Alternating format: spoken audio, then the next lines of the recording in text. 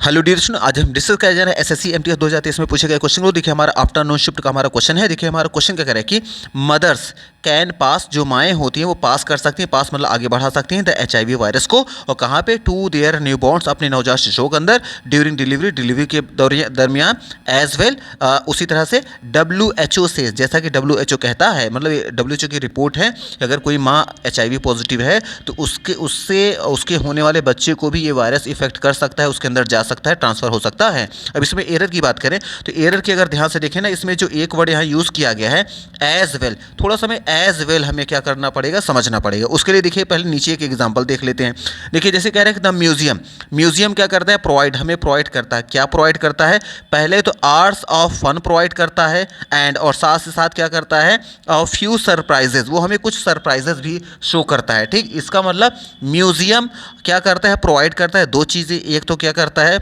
Hours of fun provide करता है, और दूसरी बात क्या करता है? फ्यू सरप्राइजेस करता है। तो इसका मतलब कि यहाँ पे एक वर्ब से दो ऑब्जेक्ट यहाँ एंड से कनेक्ट हो रहे हैं कि म्यूजियम प्रोवाइड करता है क्या? आवर्स ऑफ फन भी प्रोवाइड करता है और साथ साथ फ्यू सरप्राइजेस भी करता है। जब एक वर्ब से दो ऑब्जेक्ट एंड से जुड़ रहे होते हैं तो लास्ट वाले के साथ हम क्या यूज़ करते हैं? As well. मतलब जैसे वो आवर्स फन प्रोवाइड करता है, उसी तरह से फ्यू सरप्राइजेज एज वेल, मतलब उसी तरह से यह भी प्रोवाइड करता है। इसका मतलब एक वर्ब से जब दो ऑब्जेक्ट एंड से जुड़ते हैं और उसी तरह का सेंस देना होता है, तो जो दूसरा ऑब्जेक्ट होता है उसके बाद हम क्या लगाते हैं? एज वेल लगाते हैं। अब आइए अपने क्वेश्चन में देखते हैं, क्या यहाँ पर भी एक वर्ब के दो ऑब्जेक्ट हैं? तो यहाँ क्या कह रहा है कि मदर कैन पास, वो पास कर सकती हैं। क्या आया है? The HIV virus.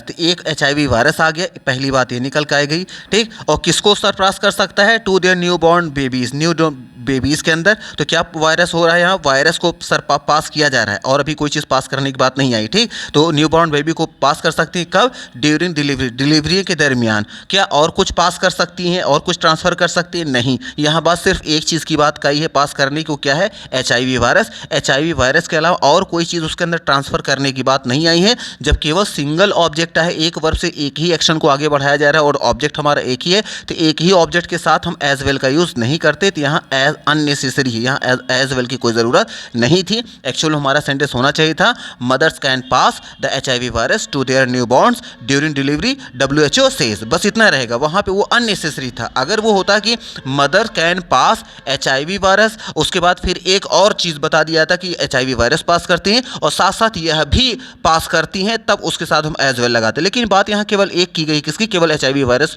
पास होता है और आगे कोई चीज़ करने की बात नहीं। और आगे ये ड्यूरेशन दे दिया है कब? बच्चों के अंदर और डिलीवरी के दरमियान। तो इसको ना और क्या चीज़ पास करती है, दूसरा कोई चीज़ बताया नहीं गया। जब दूसरे का कहीं जिक्र ही नहीं है तो हम एज वेल का यूज़ नहीं कर सकते। तो यहाँ एज वेल जो था अननेसेसरी था, इसलिए इसको हटा देंगे तो हमारा सेंटेंस क्या हो जाएगा? राइट हो जाएगा। अब ये देखेंगे ऑप्शन कहाँ आया है। देखिए ऑप्शन नंबर ए में आया है, तो ए में यहाँ एज वेल को हटाइए और हमारा सेंटेंस राइट हो जाएगा। तो मे बी आपको कुछ ना कुछ आइडिया लग गया होगा।